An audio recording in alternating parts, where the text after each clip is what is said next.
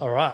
Hey guys, welcome back to the Betar Project. I'm your host, Nick Betar. Thank you so much for tuning in once again. Today, I'm joined by Ben Lucas. Ben, brother, thank you so much for jumping on.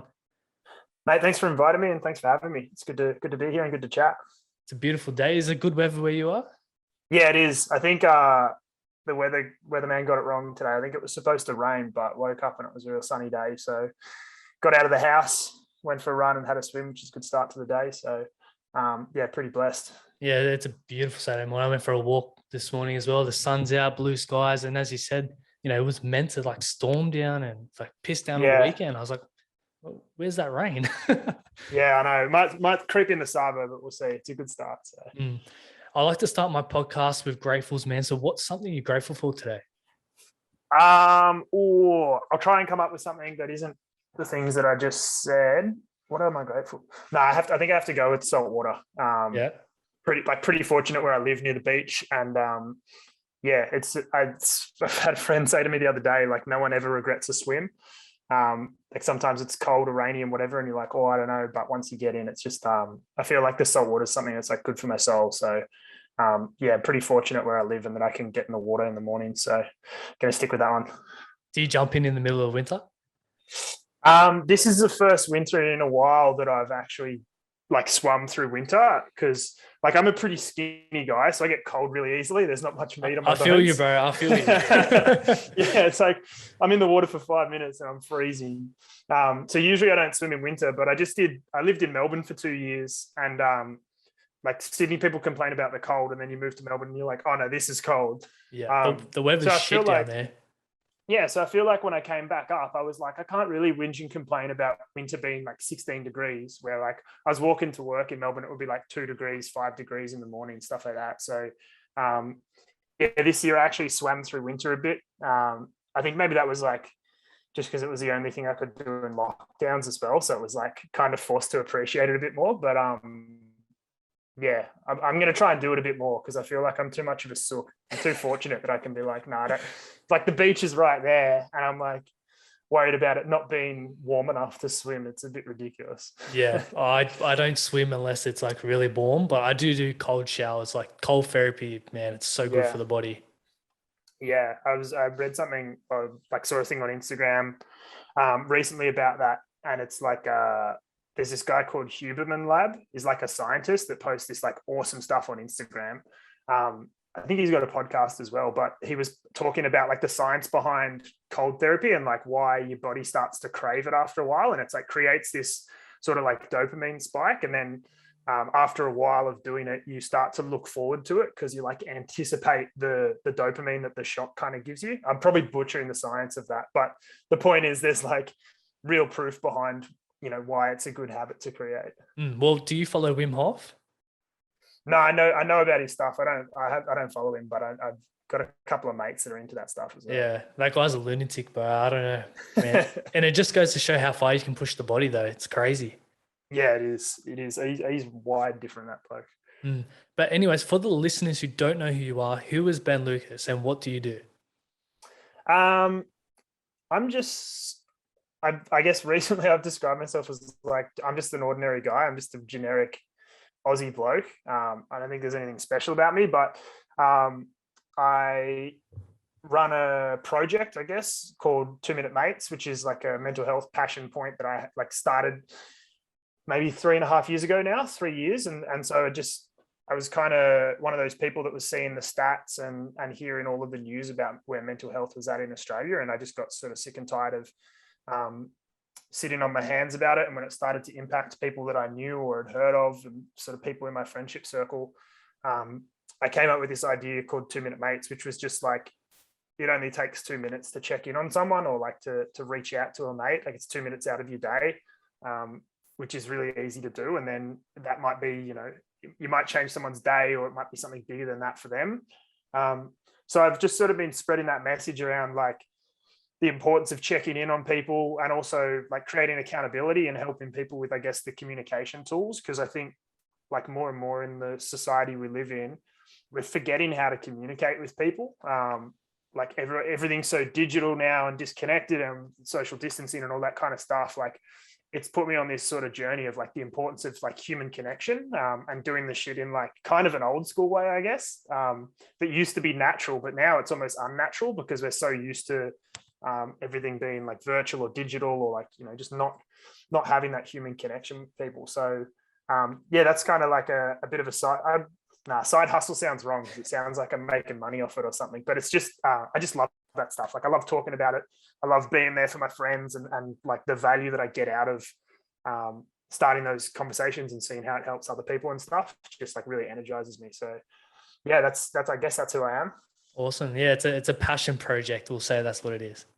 Yeah, let's go with that. And I love that you mentioned the communication, because it's so true, especially with times like this. It is hard to actually properly connect with people. But the one thing I found, you know, other than, you know, Zoom calls and stuff, the best thing to do is, like, even if you're sending a message to someone, send a voice message, because it means you can connect more with that person. And I've received so much feedback because, you know, me being naturally introverted and not really wanting to speak to people, I'll just send messages. And then now, once I've started sending voice messages, you know, the feedback I've received and, you know, the deeper connections I've been able to create off the back of that, just by sending a voice message, it's, people should really start to implement that, not just message, because as I said, it builds that stronger connection. And that's something we need in these times. Yeah. And I think it feels forced a bit sometimes to do that stuff, because I talk about these invisible barriers that we have, and like society is just a construction of all these invisible barriers and rules of like what we're supposed to do and not do, and how to look and how to act and all this, and what to think and all this kind of shit. And if if we're following all that stuff, like it's not working, like shit's going wrong. So we've got to be forceful in bringing back some of the more natural stuff. Like our ancestors sat around campfires and like made music and sang songs and told stories and painted in fucking caves. Like that's how they communicated, because that's what they had. And that's what community was built around. And people are wired, like humans are wired to need like connection and community and that sense of belonging, right? And we're losing that. So you're totally right. And it does feel a bit weird sometimes to go like, I'm going to send a voice message, or like to call a friend instead of sending a text if you're going to check in. And it feels a bit awkward. But afterwards, it feels so much better, and it feels like we're naturally wired to do that. So once you get through that, like break that invisible barrier that it's weird, it just kind of happens naturally. I've been talking to a few people about like the fact that when restrictions open and we all go back to pubs or social sport or hanging out with friends, like you're going to have nothing to talk about, and it's going to feel awkward and weird and it happened last time when we came out of lockdown. Like I caught up with friends and it felt like, this feels really awkward because we got nothing to talk about, because no one's been doing anything and no one's been practicing communication. So like, there's almost like a warning for people that like, hey, it will be a little bit weird, but like, you know, sort of plan what you're going to ask people about when you catch up with them, and like have some conversation topics like in your back pocket. It's not weird or stupid. It's just like, it's essential, because it's like anything. If you don't practice it, you kind of forget. Exactly. And like for me, I have to prepare what I'm going to say, because I hate small talk. I need to know what I'm talking about. So, yeah, bro, I'm always prepared, and I'm knowing. I go into a conversation knowing what I want to talk about, and it's helped me so much. Yeah, that's a good way to do. I think people just feel like it's weird, right? I'm personally really extroverted, and I can like, I studied radio and worked in radio. I could speak underwater. Like I can talk about anything. And I guess when I'm out and I'm in a group of people, like I've got introverted friends, I feel like I sort of facilitate conversation or know how to like ask people about things or make them feel comfortable or whatever. So I feel like I can get away with not needing to do that. But I also, like at the same time, I totally relate to it because I do it as well. And I'm just unorganized, right? So if I'm going to catch up with someone, I kind of think about shit like, oh yeah, they started a new job that I need to ask them about, or like I saw them post a photo of something. I want to find out the story behind that, not just be like, hey, I saw you were doing this. That's cool. But like, what questions can I actually ask about it so that we have a conversation about it and like actually learn something or discover something or actually like connect with that person, not just like skim over all the shit that we do.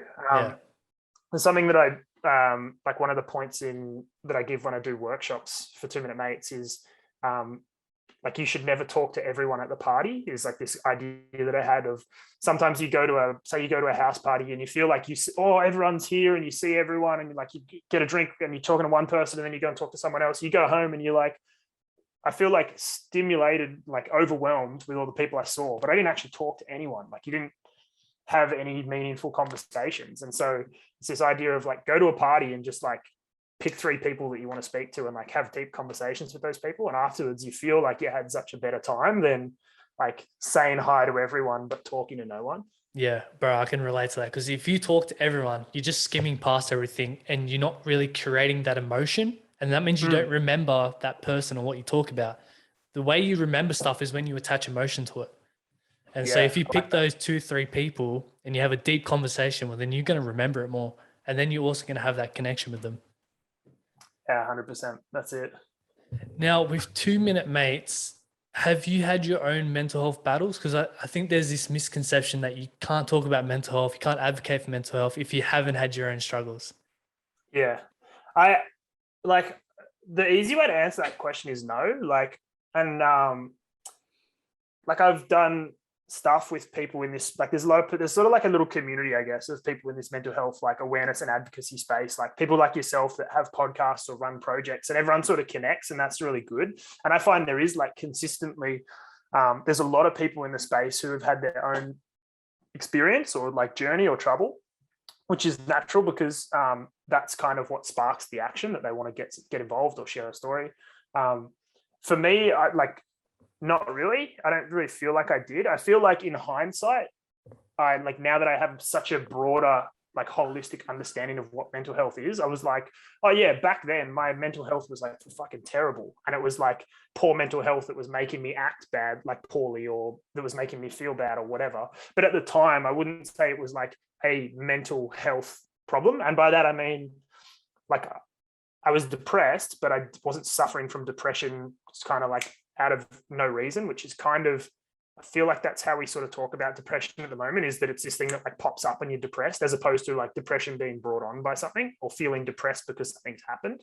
Um, and I certainly wasn't anxious. I think I was insecure as a kid, but my sort of journey, I suppose, was started by my father passing away. So he was, when I was in high school, he had bowel cancer, and that was kind of for 4 years through high school, and he passed away when I started year 12. So that was like that was my life defining moment. That was my like big event that sort of sparked a whole bunch of things for me. And I think in hindsight, 2 minute mates was kind of like born from my grieving in a way. Like that, I know it had something to do with it, but it was kind of the combination of that and then knowing a whole bunch of people who were suffering. Or like I had a friend when I was quite young who took his own life, and I think I was 12, he was maybe 13 or 14. It was like my cousin's best friend. I used to play golf with him, and I was way too young to understand that at the time, of like how do you make sense of that as a 12-year-old? It just doesn't make any sense.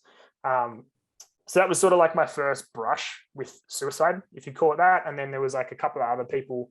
The trigger point when I actually started it was when I heard about a kid from my high school who was like probably 2 years below me, who had taken his own life. I wasn't friends with him, but I like knew him, knew who he was. Like we had conversations at school and whatever. And he was probably a bit like me, like a really loud, outgoing, funny, confident kid. And like, that's what I would appear like on the surface. So that was like the trigger point where I was like, fuck sitting on the sidelines while this shit's going on. Like I need to do something about this. And so then I'd like literally like brainstormed it in my bedroom one night. Like what can I do? How can I use my story or my personal experience? Like who am I talking to? All that kind of shit. And that's where it sort of started from. And then once I started going on that journey and like connecting with people and learning about mental health, I was like, oh yeah, my mental health's fucking terrible. Like, but it wasn't like I had a mental health episode that's triggered it. I was just grieving because I'd been through like a period of loss, and that period of loss made me see the world in a different way. I guess to go back to talking about like smashing down those barriers, you go through something like that, like that's a whole bunch of these barriers just break down, where I'm like, none of this shit matters. Like we're all pretending all this crap, but like that's not important. It's not what life's about. So in like a roundabout way, yeah, I think like I've certainly had my own challenges with mental health, but it wasn't like a mental health episode that that triggered it. And the only other thing I'd add to that is I've been learning, or sort of like thinking more about splitting the difference between mental health and mental illness. like to me, I don't know if this is like scientifically right or like by definition or whatever, but to me, those are two different things. Like a mental illness is like depression, anxiety, bipolar disorder. Alcoholism is like tied to a lot of mental health problems as well, like addiction, stuff like that. Those are like diagnosable illnesses. Mental health is like, that can feel like a mood. Like you can be in a really sad, like bad mood. You can be angry, agitated, all those things. Those are moods, but they're tied to like poor mental health. And maybe that's because you're not sleeping well, your diet's wrong, you're stressed at work, you've gone through a relationship breakup. Like, you know, that can be associated with any different thing, like number of things. And I think particularly for guys, we're so scared about like being associated with mental illness and going to see a doctor and the doctor telling us we're crazy and we've got to take medication and we've got to see a psychiatrist and like all this kind of shit that sounds very scary.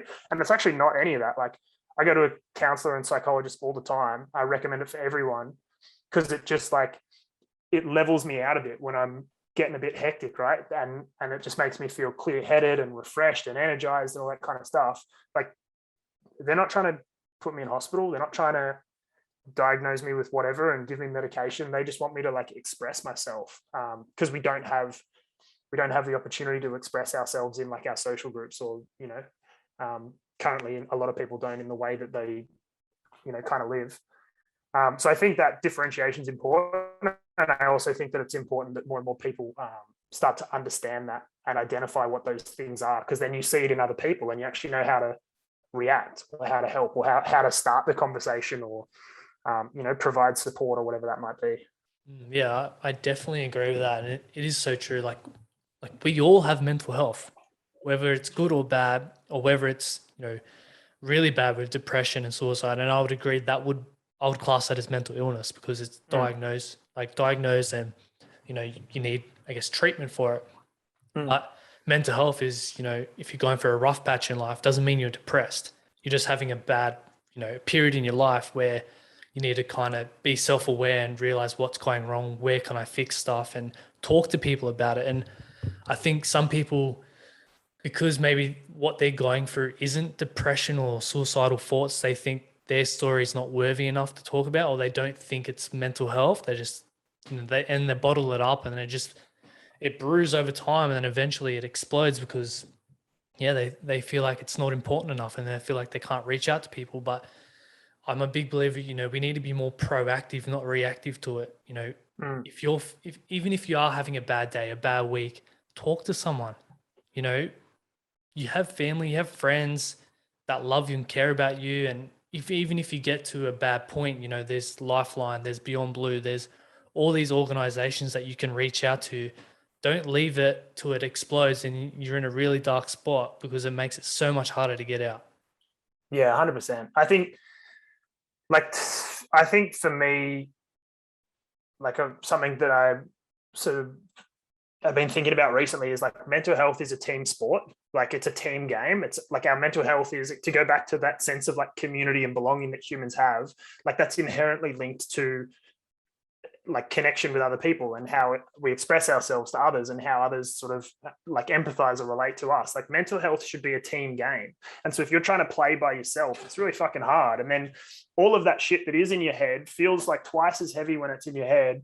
And then you can't like share it with anyone. You can't get it out of your own head. You can't express it. You can't, like, it's so much harder when you try and battle it alone.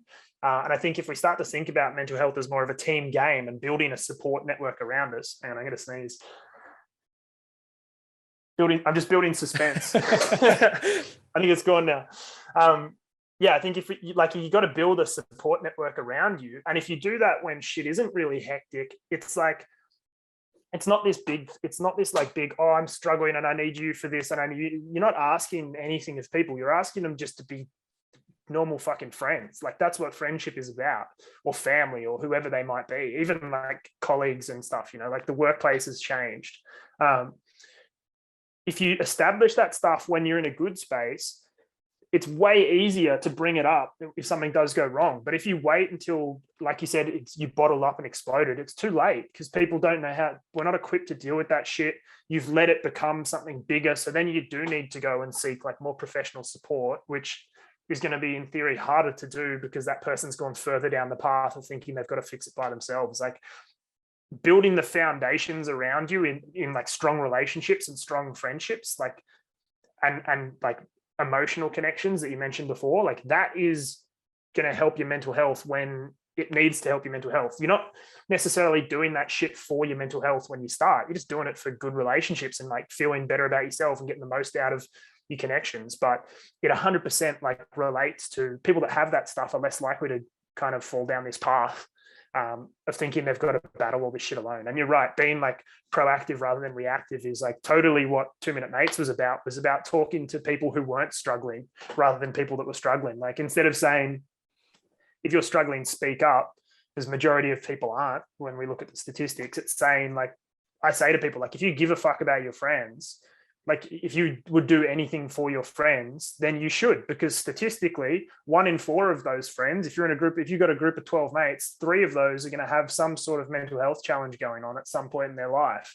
And only 3 is if you're lucky, because everyone goes through challenges and adversities and stuff. It's not like if it's not mental health, we don't care. Like you should want to help your friends with all of their sort of challenges in life and lift each other up and support each other and all that kind of stuff. So when I start spreading that message, like people sit up and listen because they go, I give a fuck about my mates. Like no one wants to say they wouldn't help their friends. So then you can say like, good, well, here's some basic things that you can do. And it's not just asking them, you know, hey, how are you going, but how are you really going? Let's talk about our feelings. It's like, no, let's just practice talking about one topic and focus on, this is something I learned from a group called Tomorrow Man. Like I did some work with them and their workshops are just phenomenal. Like I think they're like sort of leading in this space of like communication and relationships. But just focus it, like talking about one topic to someone instead of topic jumping and skimming across everything. It's almost like our conversations are how we scroll social media, right? We flick, we like something, we look at it for a bit, we don't even finish the fucking video, we're on to the next thing. Like conversation shouldn't be like that as well. Conversation should be deep and connected and back and forth. And like, you can practice that shit and be talking about football or like sport or music or whatever. And have a really deep connection and then go, wow, I've built a bond with that person. You haven't spoken about anything like emotional or personal or whatever. But then if that person has something and they want to talk to you about it, or you want to ask them, you've established that connection. So it's like, you don't always have to go like start with the heavy shit or the meaningful shit to get there. It's like, you can just be talking about fucking nonsense, but as long as you're doing it in the right way, like it's still building connection. Yeah, exactly. And it's just about curating that safe environment and that trust. So when stuff does hit the fan and you need to talk about your emotions and feelings, you know who you can go to and feel safe and, you know, that you can express how you feel.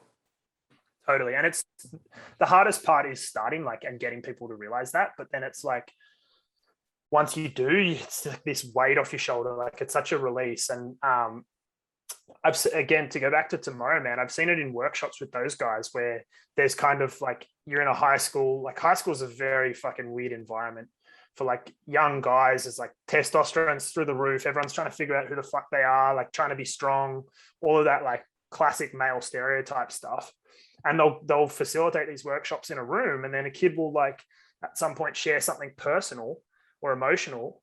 And everyone like goes into there. You can feel like the tension in the room, and they call it holding space because everyone in the room respects what they're talking about. And sometimes it's a kid talking about getting bullied, or it's a kid that gets bullied talking about something personal.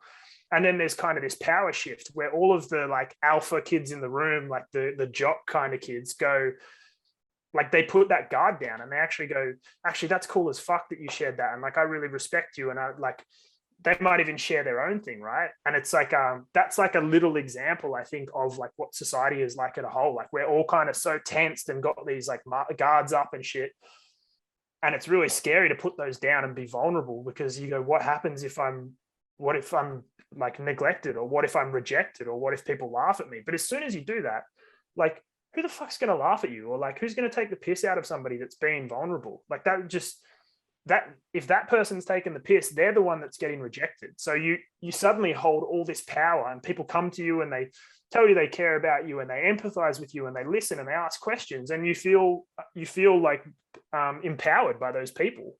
So I've seen that shit play out, and I think like, yeah, a lot of people talk about vulnerability and stuff, and to like really unpack what vulnerability, that's what it is. It's like putting the guard down, sharing how you feel or expressing yourself, whether that's like creatively or emotionally or whatever it is. Like that's, you said you're an introvert, right? You're an introvert with a podcast. That's fucking vulnerability, is like having conversation with strangers, putting yourself out there. You probably feel like you're going to get judged every time you post shit. You're worried about, like we all do this stuff, like worry about who's going to like stuff and what are people going to think and whatever. But you'd probably say it's the most empowering thing you've ever done as well. Yeah. Like it's like the shit that scares us the most is like where we can unlock like the most like power and growth in ourselves, I guess. Bro, 100% agree. And like for so many years, I let all those fears and my anxiety and me being an introvert hold me back from so many opportunities. And now I've recently learned like fear is actually a sign of something that you need to go towards. It's a sign of something you need to deal with. And that's what I've been doing lately. And bro, at the other end of that fear, man, there's so many, opportunities and, growth within that. So, man, my advice for everyone is don't let your fears hold you back. Just face it and use that fear as an energy source, because you'll grow so much. And like, what made you start?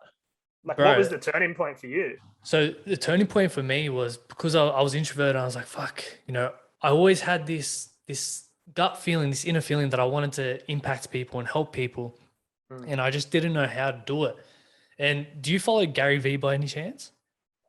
I don't follow him, but I know about all this stuff. Okay, yeah. So he came to Sydney and I went to his event, and bro. Oh yeah, I got tickets to the Melbourne one from through work, like for the company I was working for at the time. I actually was Jules Lund there? Did he present? The host? I think so, yeah. Yeah, he was like, did the thing at the start. Yeah. So I was working for him. So he got me free tickets. And I'll hijack your story, but this is weird. Like, it's kind of a funny story. So I went to that event, the Gary Vee event. Jules got me a ticket, and he also got a ticket for Egg Boy. That was right after he'd like blown up and got famous. Yeah. So I went to this conference with Egg Boy, and we were like waiting around for the thing in the like Arvo. And so we snuck out of the conference, and like we're at the casino in Melbourne, and there's a movie theater. So we went and watched Toy Story 4, and then went back to the conference. And so that was a super weird day for me where I went and watched Toy Story 4 with Egg Boy. That's fucking crazy. So I just thought that was worth sharing. But yeah, go back to yeah, man. So I went to that event, man, and just seeing the likes of Gary Vee and the other speakers on stage, I was like, fuck, the way they moved the crowd, the way they communicated, like, why can't I do that? That's something that I wanted to do. And man, I made a promise to myself that day. Is like, I'm not going to let fear hold me back anymore. I need to take every opportunity that comes on my way and just put myself out of the comfort zone. So, I started vlogging, then I started podcasting, and bro, I was fucking horrendous at the beginning. I was terrible. But like 2 years into it now, man, over 120 episodes, 80 of those are guests or something. Like, man, the amount of growth that I've seen. So I push the message, just take that first step, honestly, and build that momentum, because the more reps you put in, the more confidence you grow, and bro, the world's your oyster.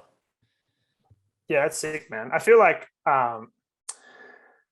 all that Gary Vee content or like that motivational stuff, like people have different ways they look at it or whatever. And like some people think it's like super cringy, other people get stuff out of it or whatever. And I think like regardless of if it's like you think the message is cringy or it's like cliche or it's been done before or whatever, like none of that shit matters as long as someone's like taking a message out of it. And like even I look at some of the stuff and I'm like, because I work in marketing, right? I'm like, oh, they're doing this for like, it's like seeing the strategy behind it of like, oh, they're just trying to promote this or whatever to get attention or whatever. Like, and I try and put that like judgment that I have on people's content aside and go like, it doesn't actually fucking matter if I think it's like cliche or tacky or whatever. Like, what's the point they're trying to get across? It's basically always a good message for at least somebody. And if they're getting like value out of them themselves, it's like, it's not on me to judge it kind of thing. Like, I feel like I'm definitely a person that's like, some of that stuff's kind of lame, but then like I watch some pretty fucking lame motivational YouTube stuff as well. And I did that when I was like, I've got to forget, I was watching all that lame shit after my dad passed away, because like that's the only stuff that made me feel something. So I guess like maybe it's a message for people that think like, oh, that message is lame or whatever. Like you got to forget like what you think about the message in your situation and go like, there's somebody out there that needs to hear that shit. And yeah, like I totally like, I think that's sick that you sat there and you listen to that presentation and go like, I'm going to make a promise to myself on that. Like that's fucking way more than most people can say they've done. Like I'm so inconsistent with shit. So I respect the hell out of you for being like, I'm going to do this, and then being just like consistent the whole way through. I think that's awesome. Yeah, I appreciate it, man. And if I can inspire someone that's in the same position as me to, jump out of their comfort zone and do something, like I'm not trying to inspire everyone. I'm trying to inspire, my dream customer, the person that I want in my community. And it's the same with business and what Gary Vee does. Like he's not trying to target everyone. He's trying to target a specific person that may be struggling or going through a hard time and needs that motivation. So if you're looking at it and going, this is stupid, well, it's not aimed at you anyway. So just move on to something that, you enjoy and something that connects with you. Yeah. I think there's just so much like judgment and angst and shit online, like especially at the moment with the way the world's been. Like I always say, like stuff's cliche for a reason. Like it's usually cliche because it's true or because it works, and like because we consume so much. Like it's like the tall poppy syndrome of like someone says something and we're like, yeah, that's true, and then 2 weeks later we're like, nah, fuck that, that's been done, or like they're just copying whoever, or like, oh no, that's lame. Or especially like as soon as someone's got an audience or having some success, they're lame all of a sudden. It's like, just strip all that shit back and go what's the message? Who's it for? Is that person getting value out of it themselves? Like that's the stuff that really matters. Like I'm personally so bad at posting stuff, and for me, like I find that the reason I got into this stuff wasn't really to be posting stuff. And so when I'm posting, like trying to come up with things to post and share, it's like feels forced for me. That's not where my passion lies. So but I always felt like I had to, because I've got a project and I've got an Instagram page. So it was like forced. And I was like, I had to tell myself like, hey, stop this shit. You're not enjoying this. And so then if you're not enjoying it, you put in a message out that's forced. I'm not being authentic. I'm not being myself. So why, who is it for? Because like, if I'm not talking authentically to people about what I think and feel, then like, I'm not really doing a service for them. I'm just putting shit out there to get the clicks. And so like, I stopped posting stuff basically because it just didn't feel right. And like, but someone like yourself will reach out and say, do you want to do a podcast? Or someone will ask me if I want to do an event. And I'll be like, absolutely. Because that's where the passion lies for me, is like being in front of people and telling my story and getting emotional about shit and being excited and stuff. And so it's like, I've had to tell myself to just like, hey, chill out, just do more of the stuff you enjoy, and drop the shit that like you don't really like, that feels like a chore, and that's fine. Like I'm not letting anyone down. Whereas like I look at your content and I feel like you genuinely enjoy putting that shit out there, and like you're consistent, and that's why you're growing an audience, and like that's good. And so it's like, why would I be adding noise to that platform when there's people like you putting out good messages and good content? I'm putting out half-ass shit because I feel like I haven't posted in 2 weeks. You know what I mean? Yeah. But when it starts to become a job, that's when you lose your passion. So yeah, totally. You just got to do what you enjoy. And like, if you like content, bro, Dorian, you're going to get plenty of content out of this podcast. So you can just reshare it all you want. There's this is some of those things that people say is lame and cliche. There's in the show Peaky Blinders, the main character says to a woman, we're all whores, we just sell different parts of ourselves. And for me, I used that recently because I was like, I'm too inconsistent to do my own podcast, so I'll just be a podcast whore for other people. Like if someone wants a guest, I'm down. I can talk underwater, but like I don't always have to be doing this shit myself. I can whore myself out to other people. as long as you get your message out there, that's all that matters, right? Yeah, exactly. And then I feel like that's just me. Like that's just more authentically me, is just like I'll feel heaps good after doing this. Like every time I do a podcast, I go away and I feel energized, and then it makes me do like more shit with my own project, because I've then got the inspiration and the passion to go and do something. But if I'm just like sitting there at night being like, oh, I got to do up another Instagram quote because I haven't posted, or I got to make a video about something, it's like I don't have the passion to do that stuff consistently. So I'll just do it when I'm feeling creatively inspired. And then when I started doing that, I started making videos that people were like, hey, that fucking ripped. Like that was heaps good. I made a video in lockdown where I was like literally just calling my friends. Like the whole video was like, we always talk about checking in on people. but like you should call, not text. So today I'm going to call my friends. I called a bunch of guys that like I don't usually call, and it was funny because they're all just like, hey, what are you doing? Like, what are you calling for? And I was like, I'm just telling you I love you. Like, what's going on? Ended up having these huge conversations, and I like cut it down into a little video, and that thing got shared like over 100 times on like people's Instagram stories and stuff, which is like, that doesn't really happen for my content. So I was like, oh, that's sick. But it wasn't, I wasn't like, I need to do more of this because this worked and I'm going to put more out of there. Cause I was like, I just felt like doing it that at the time. That was my message. That's what I stand by. I put it out there and people liked it and shared it. And the next time I have a good idea like that, I'm going to do the same thing. I'm going to post a video and then I'm just going to let it go and do its thing. And I'm going to feel like happy that I put that shit out there. Like I don't beat myself up about not having the consistency as much, because for me, it's a passion project. It's like, it's a creative outlet when I need it. It's not a job. And I think that's where it's like, when I've struggled with it is going like, how do I treat this like a job? And then, like you said, the passion's gone, or it's just not, doesn't feel as authentic. And bro, people love your stuff that you put out when they can see it's authentic. If they can, people can cut through the shit, man. They know when it's forced and when it's authentic.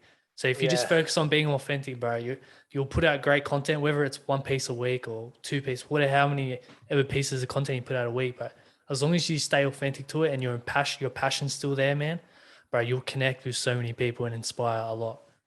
And I've run I've run workshops where there's like 4 people turn up, and you're like trying to get excited to run a workshop, and then 4 dudes come on a Tuesday night, and you're like, fuck, am I a loser? Like, what am I doing?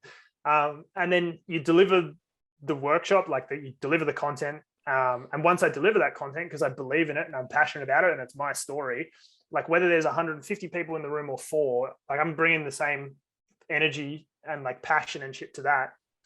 And then in like a room of 4, you'll have like someone will like cry and then share something emotional and then thank you for the end of it. And then afterwards, I'm like, fuck, man, like who cares how many people are watching this, or like how many people showed up? Like I've given someone an experience, or like shared a message with someone that's resonated so much that they've gotten vulnerable and emotional. And it's like, that was why I started this. I didn't start this so I could like create a big fucking brand and everyone would know who I am and make heaps of money off it. I started it because I was like, fuck the stats. Like I hope none of my friends ever feel like that. I hope they know that I'm there for them. And then at some point in doing that, it resonated with people so much that strangers started getting on board too. And now I can impact a stranger. Like, that's fucking insane. That's madness. Like the fact that we have the power to do that in using like the tools that we have is just like, I think it's wild, and it's so fulfilling. Like that's, for me, that's what my kind of purpose is like impacting strangers in a positive way, and knowing that my friends feel like so empowered by like some shit that I made up. That's crazy. Exactly. It all comes down to that human connection and providing so much value for that other person. And bro, and the best way to do that is, through workshops and stuff. And that is something I want to do moving forward. Hopefully, when COVID and that goes away, I'd love to run workshops. And, Matt Grant, do you? Yeah, I know Matty well. Yeah, I've done a couple of workshops with him. Yeah, I was talking to him, and we might be doing something in the future too. So it's definitely on the cards for me.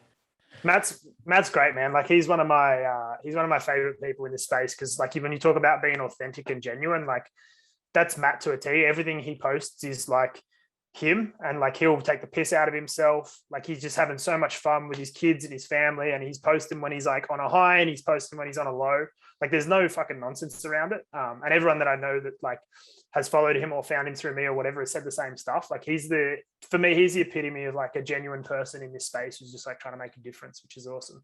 He just fucking cares, eh?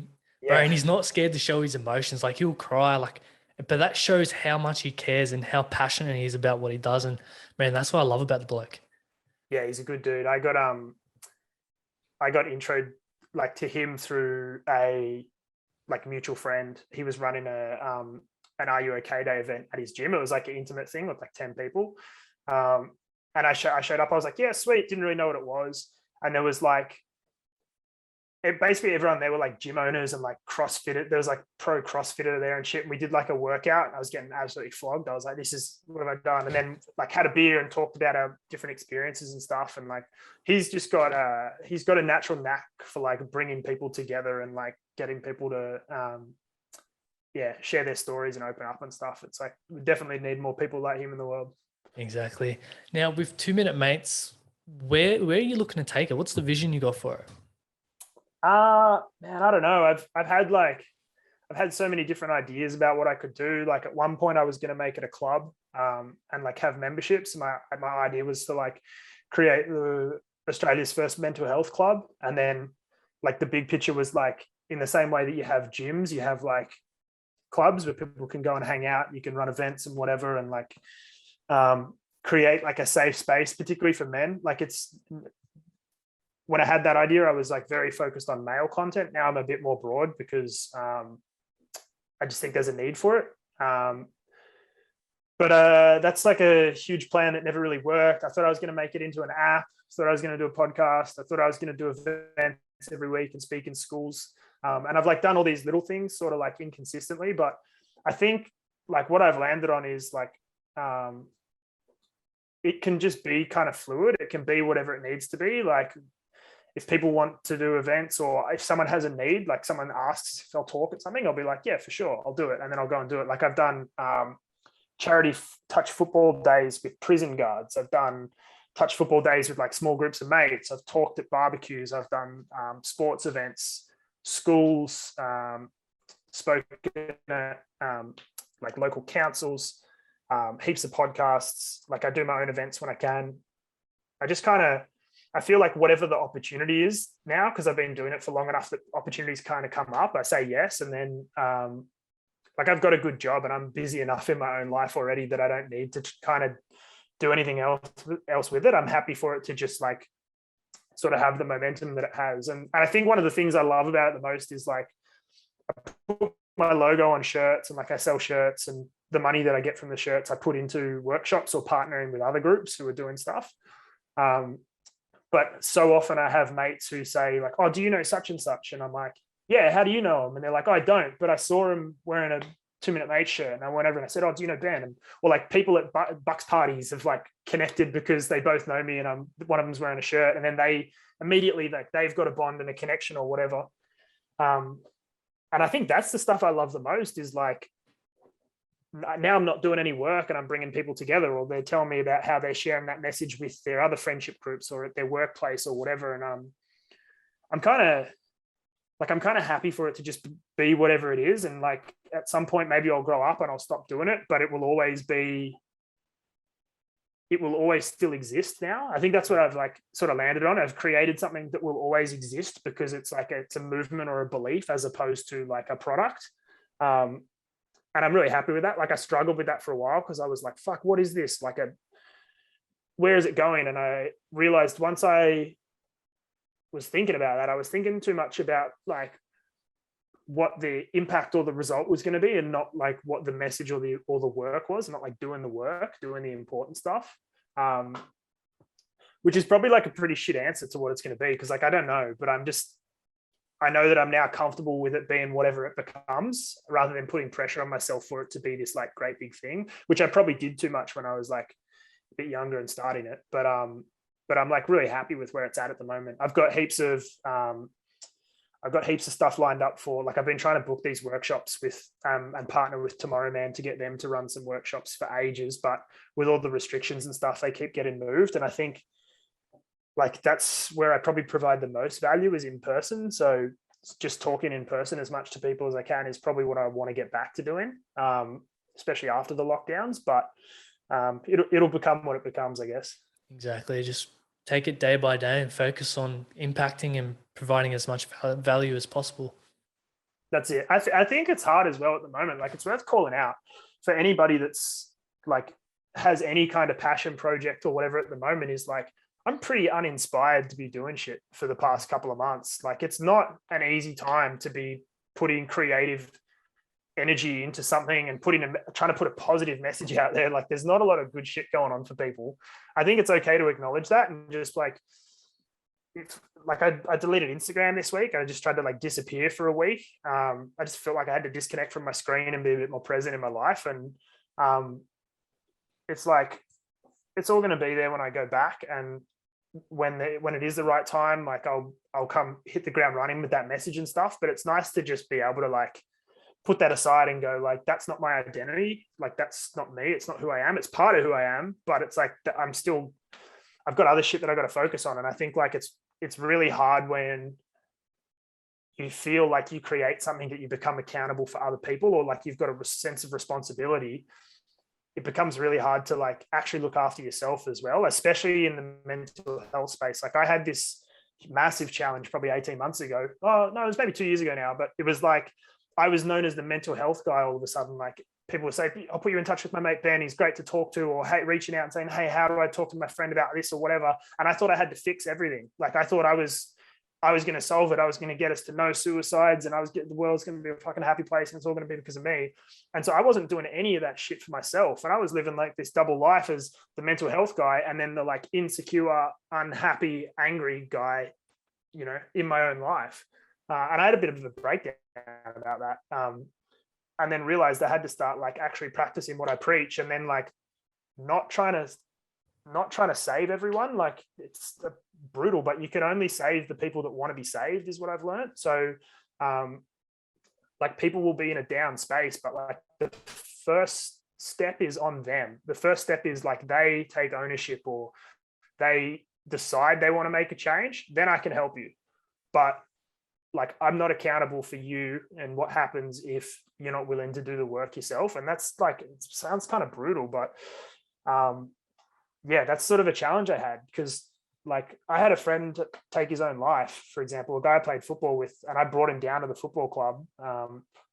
And that was like 2 years after I'd started doing this. And I was like in my head going like, but that wasn't, I started this so that wouldn't happen. So have I failed? Like I put heaps of pressure on myself over that situation.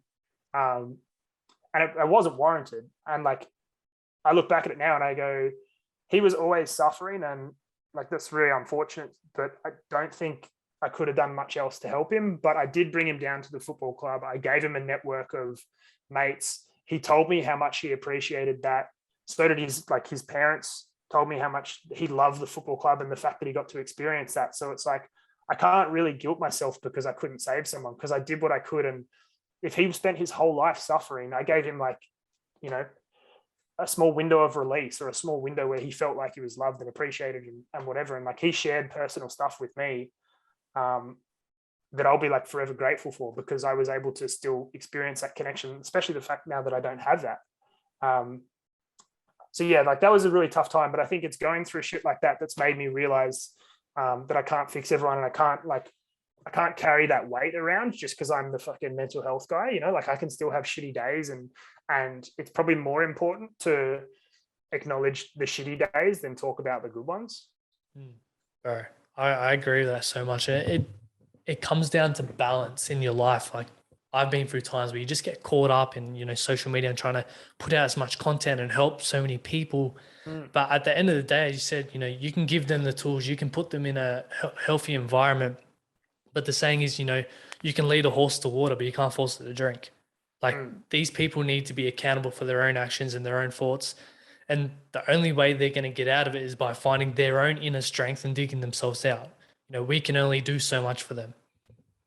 It's like, so, and I get like when you're in that dark hole, it's so hard. Like for some people, like getting out of bed is like fighting a fucking war. And so I'm not saying like you need to get out of bed and go for a run and meditate and journal and eat healthy and stop drinking and do all that shit on day one. Like if day one is you want to stay in bed, like open a fucking window and get some sunlight in the room. And then like that's day one was a win. And then tomorrow, let's open the window and then let's get out of bed and let's sit on the couch. Don't even have to leave the house, but be in the sunlight and be out of your bedroom. And then day three, maybe we'll go for a walk. Like if that's the state you're in, like put one foot in front of the other and start fucking walking. Don't try and fix it in a day, because when we try and fix it in a day, that's when we go, no, I've got to get out of bed. I've got to go to the social event. I've got to put on a front. I've got to tell everyone that I'm okay. Well, you're lying. You're not okay. You're being disingenuous about it. And then you're creating an environment or a vision where you don't feel like you can actually be yourself or share that with anyone. So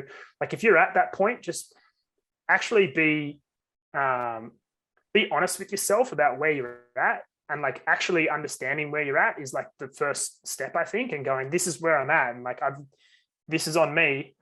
There is a fucking wealth of people and tools and networks that will help you along the way. But unless you're willing to make the change, you're just going to end up back there again. And it's like, it's a brutal thing to say to people, and it's a touchy subject for people, but it's just how it is.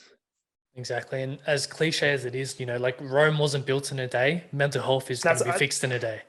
Yeah, that's like literally the phrase that was in my head as well. Is like, that is like I said it before, like they're cliche things for a reason, because it's fucking true. Like you can't build an empire in a day. If you've got a vision of where you want to be and you want to build your own empire, like everyone's looking for shortcuts these days. You got to do the work. You got to have a lot of shitty grinding days to get there.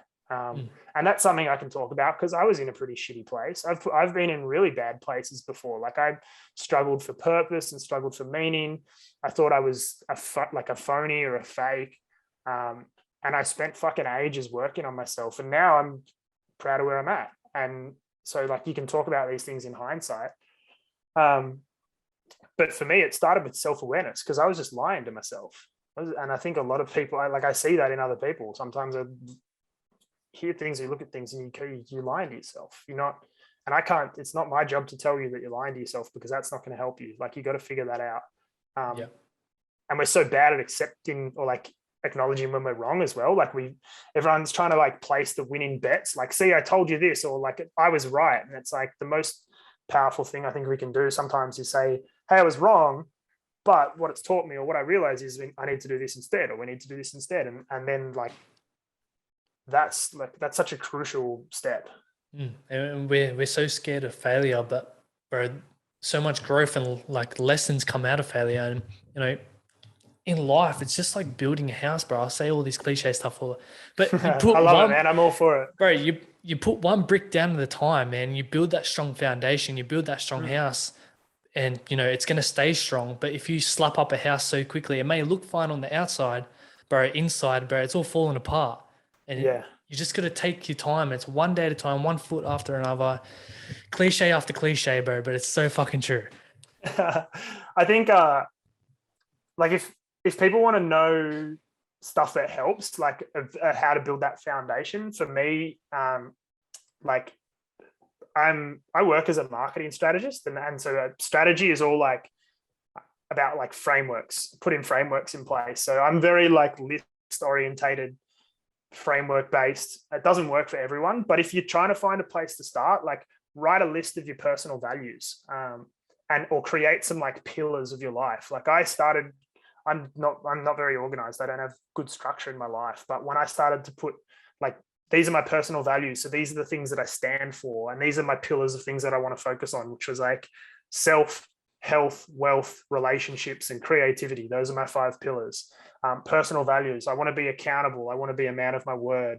I want to be honest. I want to be fun. Like fun is an important thing. It doesn't always have to be so serious. But once I actually wrote those down and said, this is what I stand for, it's much harder to go against things. Like I say, it's really easy to snooze your alarm if you just like, I'm going to go to the gym, the alarm goes off, not really feeling like it, so I'm going to snooze the alarm, I'll go to the gym later. But if you say and you write down, like, my name is Ben Lucas, I am bang, bang, bang, I stand for this is my purpose. Like you write a bit of a creed and you go, I'm a man of accountability, I'm a man of consistency. It's really hard for me to snooze that alarm and not go to the gym, because then I'm not being who I want to be. I'm not being true to myself. Like it's kind of like writing like doing up a contract with yourself or something. And again, like it sounds fucking ridiculous, but I did that. And then I would find myself doing stuff and going like, oh, hang on, accountability. Like I've got to do that now. I've said I'm going to do it.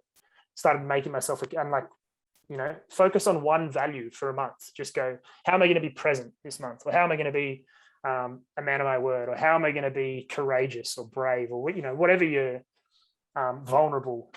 Again, like happiness, like I put humor is like a huge part of my life. It's a coping mechanism for shit, but it's so much easier to do stuff if it's fun. Like even when I'm going for a run and I'm like, I fucking hate running. So I'm going for a run and I'm like, I feel when I'm struggling on a run, I'm tense and I'm kind of like, I'm like trying to grind this out. And then I say, hey, like just relax and smile and think about something funny. And then I kind of get into a flow or a rhythm. Like there's so much technical shit behind how that works if you put some like bit of happiness into your brain, but it's like stuff you got to practice. It's not going to just happen naturally. Exactly. And like everything you do in your life should align with your values and your purpose. And bro, that's the easiest way to cut out the shit in your life. If it doesn't align with your values, don't do it. Yeah, and some of that stuff's like really hard. It's going like I'm gonna cut out people who don't align to my values or don't bring me happiness or whatever. It sounds really brutal, but like I actually read a book about money that made me start thinking like this. I don't forget the name of the book now, but it was like one of the messages in the book was like, oh, there's a book called I Will Teach You to Be Rich. And the guy's basically like, you've got to define what rich is for you. So like, what does your rich lifestyle look like? And so some people that's like big cars, big house, lots of like strong flex with all the jewelry or whatever. But he's basically saying like, you can't have it all. So like pick the things that is your rich life. And so this guy, the things that his rich life is like food and travel. Fucking loves food, loves to travel. So he's like, if I prioritize those things, I'm going to be ruthless on like my spending with everything else. So he's like, doesn't spend money on like, a whole bunch of just like petty shit, doesn't care about clothes or whatever. But when he travels, he flies business class, first class everywhere he goes, because like that's his rich life. That's where he's happy. And you can take that message and put that into other areas of your life. Like saying no to people about shit. Like if you don't want to do something, say no. We always like, I know so many people that are like, oh, I don't really feel like doing that, but they want to, so I'll go along. And then you might spend like $100, $150 doing something you didn't want to do. It's like fucking ridiculous. But we're kind of like, we think we have to because it's the social norm. And so that can be interpreted like a bunch of different ways, but prioritizing your own stuff. There's a guy called, I can actually remember the name of this book. You can tell I fucking read a bunch of books and that's where I take all my stuff from. A guy called Greg McKeown. He's got a book called Essentialism. And essentialism is like, it's a bit like minimalism. It's like your life should be only the things that are truly essential. And he says, prioritize your life or someone else will. And like that to me is so powerful. Is just like, if I don't set my priorities, someone else will. And then you're working for the man. You're doing shit to make other people happy, not yourself. So yeah, that's like a big sort of quote that's always stuck with me as well. I love that. And that leads into one of my questions is how do you define success? What is success for you? That's good timing because I literally thought this morning, wow, I'm going through a period of like redefining what success is for me. Cause I'm a bit of a sucker for like, I've always thought success is like job success and monetary success and stuff like that. And it's like easy to fall into that trap, but that trap is more about what other people are going to think about me or like how I'm going to be viewed by people rather than what I actually want. So for me, success is a lame way to put it, is like success is happiness. Like if I'm happy, that's a success. And so I know the things that I want. Like I want music in my life. I want friendship in my life. I want nature. I want salt water.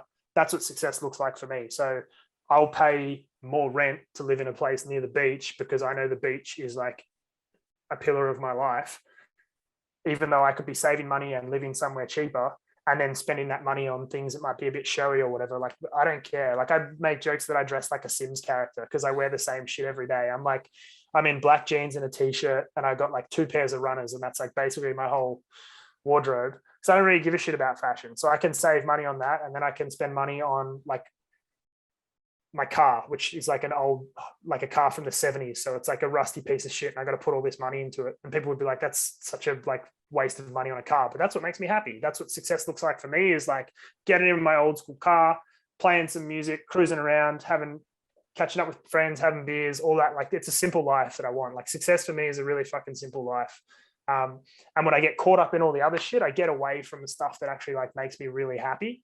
So it's like, I think I've been going through this process of like, I'm like sort of changing what I'm doing for work. So working for myself, working 3 or 4 days a week instead of 5, giving myself a day to spend on passion projects and creativity or whatever.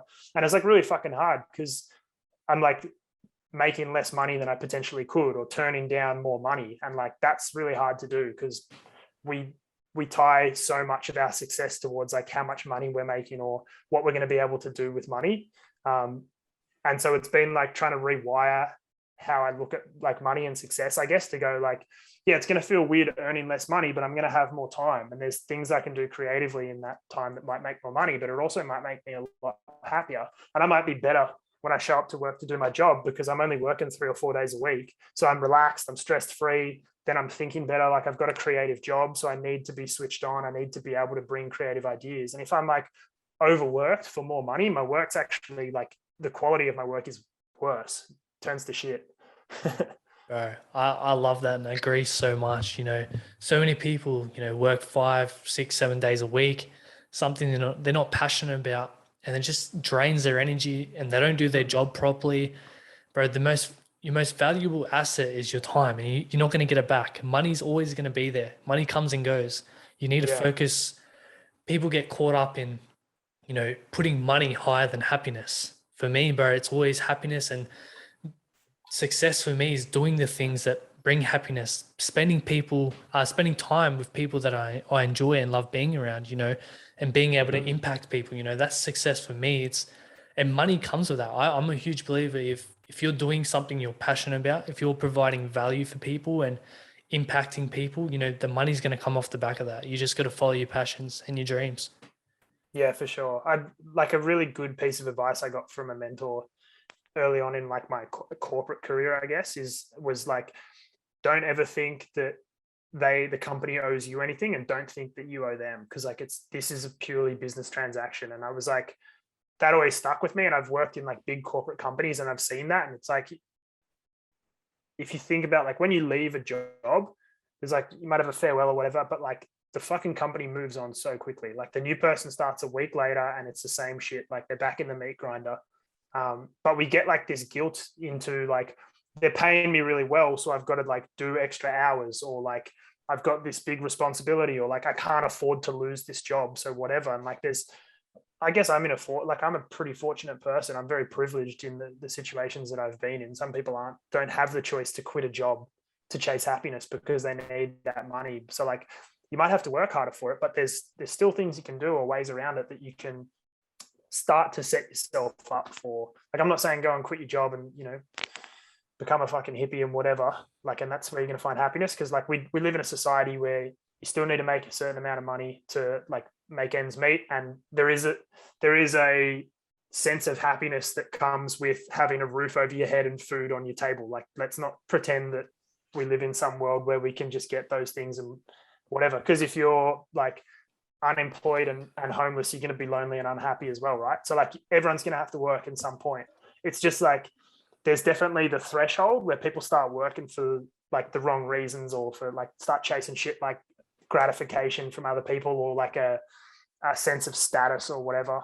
And I fell into that trap way too hard. But it feels really like good to have an abundance mindset, which is like, it's something I took from that same mentor, is like have an abundance mindset that there's so much work out there, there's so much opportunity. And when you start to think like that, you start to see more opportunities. But if you have this mindset that like you're stuck in this job and it's the only thing you're going to do, like it's fucking, you're not projecting any sort of other options on yourself. You got to project that shit out into the world, and then like these things kind of come back. Exactly. If you're always looking at your shoelaces in the dirt, you're not going to look up and see all the opportunities around you. Yeah, I'll try and give a real world example for anybody that's listens to this episode. So if you're listening to this episode, if you're not walking, go for a walk. And if you are walking, start counting red cars. And in the next 5 minutes, you'll see like fucking 100 red cars. But like, if you're not looking for red cars, you're not going to see them. That sounds so ridiculous, but so true. The same thing happens with dogs. Like if you start looking for a certain breed of dog, you'll realize how many people have that dog. But then if you just go and buy in life and someone says, how many black Labradors did you see last week? You'd be like, I don't know. But then if someone says, see how many black Labradors you see this week, you'd be like, I saw 50. It's ridiculous. They're everywhere. Like it's a conspiracy. What's going on? Exactly. It's like when you get a new car or something, then you see that fucking car everywhere. And it's like, fuck, everyone has this same car. Yeah. We're not like, it's like the difference between seeing stuff and like observing stuff, or I don't know, like something like that. And there's so much stuff out there, but we blind ourselves with all this like noise and distraction. And that goes for, jobs, opportunities, and happiness, friendship, like anything. You can put that like mindset or mantra into anything. Exactly, man. If there's a will, there's a way, bro. If you really want that happiness, man, you can do anything you want. 100%. Now, as we start to wrap up, I've got a few last questions for you, man. What is a better life to you? Oh, what is a better life? Is that a play on your last name? Yeah, that's my brand. Yeah. Yeah. How do you say your last name? So it's actually pronounced Betar. Betar. Okay. Yeah, I was not sure, but I like that. That's clever what you've done there. What's a better lifestyle or better life for me? Well, better life is going to be when I can like spend more time with my friends. Like that's, if anything, the past 12 months or like 2 years or whatever has like highlighted the importance of that for me. Like that's human connection has always been my message, but it's definitely been like redefined by the past time that we've been in, and probably like a simpler life. Like if I'm around people and I'm outside and there's music and there's laughter and all that, and like we're sharing food, like that's, I never would have thought how important that kind of stuff is to me, like ever. But like now I realize that's kind of, I don't give a shit what else is going on. If I'm doing that, I'm in a good place. Like you wouldn't believe the amount of 5-person picnics that I've been having just to spend time with people, like, and like sitting in the dark at a park, like we're teenagers drinking again, but it's just like to hang out with friends and have a beer. And like, it can be so simple, but it's like, that's kind of just what I enjoy the most. It's a bit like primal or tribal. Like I think that all the shit that we're like wired to find happiness in is like, you can go back millions of years to like what our ancestors were doing. Like our ancestors felt most of the same emotions as us, right? So like we're wired to find happiness in like the simple shit that they were doing. Whereas now we've got all this like technology and other shit around us that we think is gonna bring us happiness, but all it brings us is like overstimulation. So yeah, it's just like seeking those simple things, and like simple happiness is like such a richer happiness to me, as opposed to like, yeah, I'm happy when I'm playing Xbox and like doing shit like that or watching footy, but it's not like true happiness. So yeah, better life for me is definitely in just like those simple happinesses that you get with friends, I think. Awesome, man. And when your time's all up and done on this earth, what would you like to be remembered for? Um, Probably like, this might sound like weird, or I don't know how this will come across, but like I want to be known as like, I always just think about like, I want to have interactions with people. I just want them to like walk away and go like, fuck, he's the best bloke. Like I just want people to go like, he's the best. And I think that's why I love when people connect over 2 Minute Mates, or like, oh, Ben, yeah, he's a legend, whatever. Like I love that shit because it's like what people think of me, but it's not based around like the status thing or like what I've done or what achievements or whatever. It's just about who I am as a person. And like that's like I've always had an issue with like gratification or needing like validation from people. It's like probably a toxic habit of mine. So it's something that I've worked on heaps, is like, you don't need validation from people. You don't need gratification from people.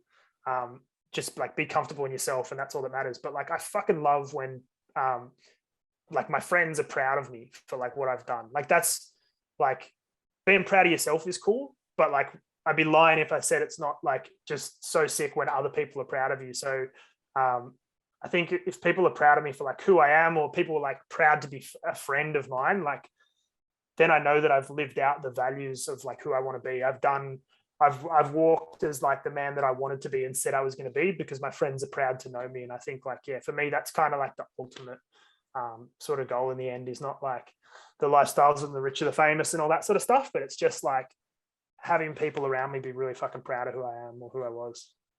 Fuck yeah, bro. That's awesome, man. And fuck, we'll wrap this up. We probably could keep talking, man. But Yeah, for Ben, sure. thank you so much for jumping on. I really, this has been an awesome chat. Really appreciate it.